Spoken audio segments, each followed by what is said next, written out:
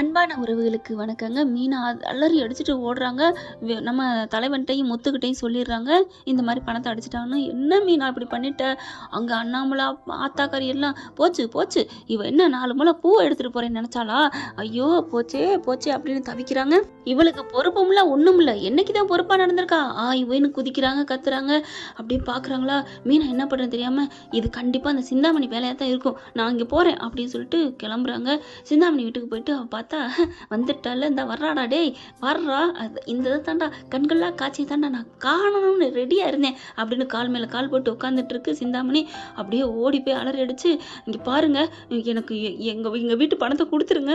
எங்க ஆண்டி பாவம், எங்க அத்தை பாவம், எங்க மாமா பாவம்" அப்படின்னு சொல்லிட்டு கத்துறாங்க மீனா. "ஏய் ஏய் என்ன பொறுமை பொறுமை, யாரு பாவமா இருந்தா எனக்கு என்ன? நீ ஏன் இப்படி வந்து கெஞ்சிக்கிட்டு இருக்க?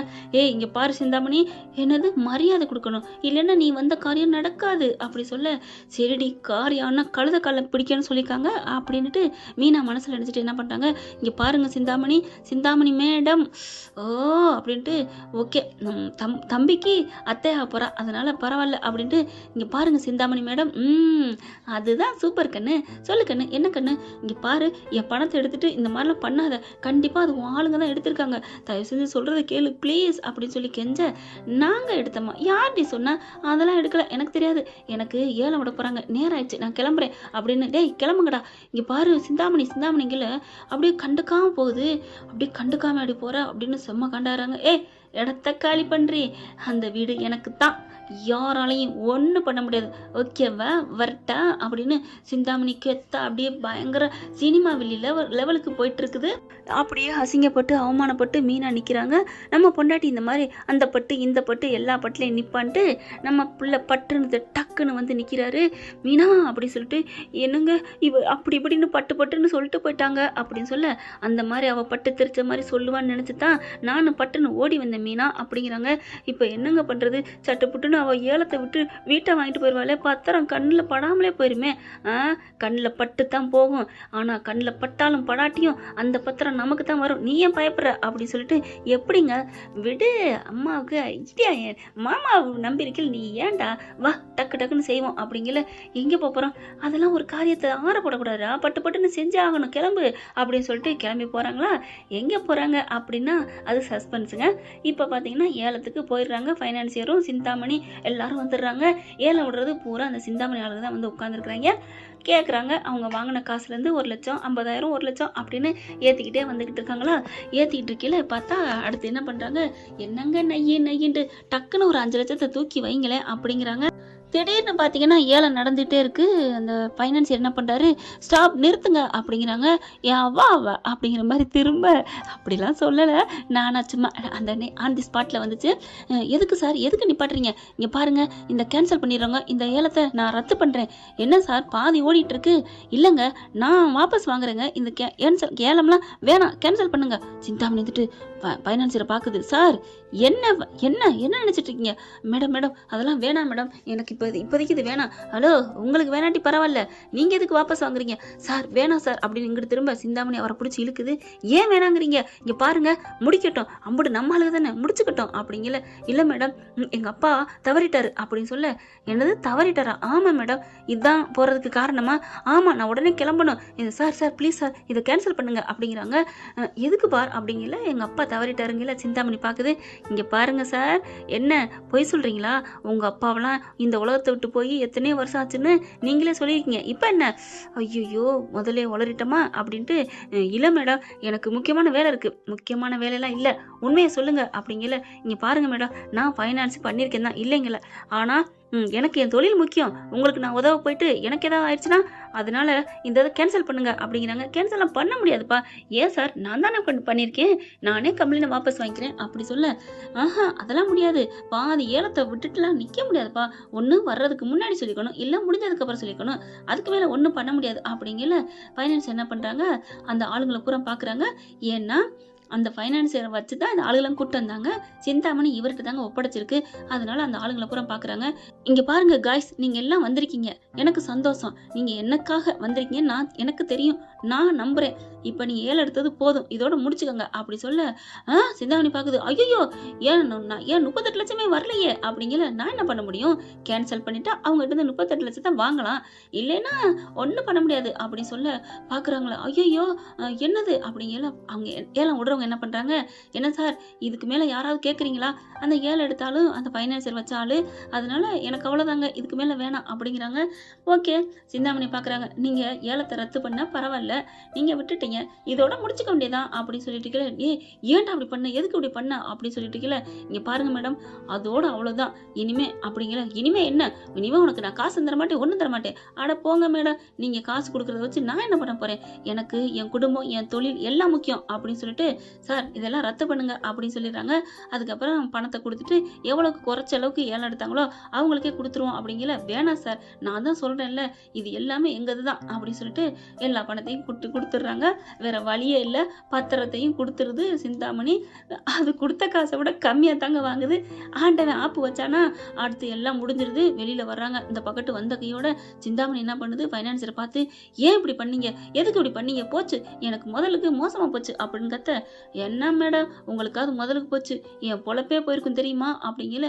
ஏன் என்ன அப்படின்னா பாத்தீங்கன்னா, நேரா நம்ம தலைவர் தாங்க, முத்து தாங்க, அங்க இன்கம் டேக்ஸ் ஆபீஸ்ல வேலை பார்த்தாரு இல்லையா, அவரை கூட்டிட்டு போறாங்க.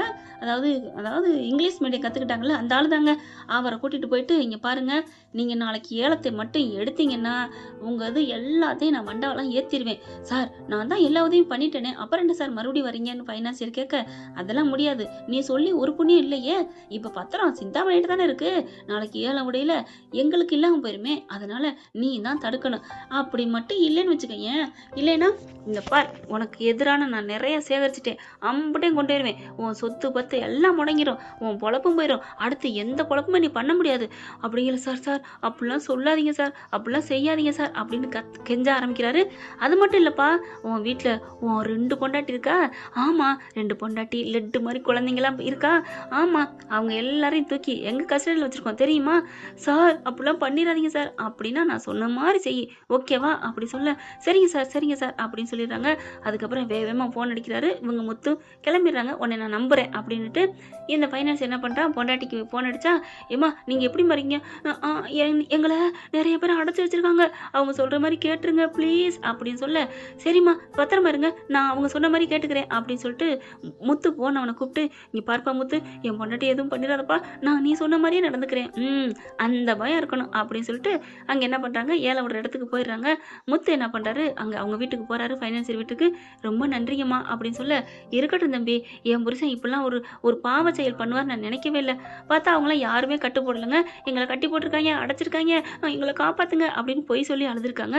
இருந்தாலும் எங்களுக்காக நீங்க நன்றி சொல்லி நீங்க வந்து அவ்வளவு பண்ணிருக்கீங்கம்மா, உங்களுக்கு நாங்க நன்றி மறக்கவே கூடாதுமா அப்படின்னு முத்து சொல்ல, பரவாயில்ல தம்பி, உங்க குடும்பத்தையும் நாசம் பண்ணியிருக்காரு அந்த சிந்தாமணி கூட சேர்ந்து, நான் அவளோட சேராதின்னு சொன்னா கேட்க மாட்டேங்கிறாரு, நமக்கு என்ன இருக்கிறத வச்சுட்டு சிறப்பா வாழக்கூடாது அப்படி இப்படின்னு அதெல்லாம் சொல்றாங்க. என்னன்னோமா நீங்க வந்து எங்களுக்காக உதவுனீங்க, நல்லவங்களுக்கு ஆண்டவன் சோதிச்சாலும் கைவிட மாட்டான்னு சொல்லுவாங்க, நீங்க எங்களுக்கு உதவிட்டீங்கம்மா அப்படின்னு சொல்ல, பரவாயில்ல கண்ணு, நீ போயிட்டு அந்த ஏலத்தை அவரு முடிக்க மாட்டாரு, ஏதாவது ஒண்ணா எனக்கு உடனே கால் பண்ணு, அவரை நாங்க வச்சு செஞ்சிடறோம் அப்படின்னு சொல்ல, ரொம்ப தேங்க்ஸ் மேடம், நீங்க 2 பேரும் எப்படி இப்படி ஒட்டி பிறந்தவங்களா?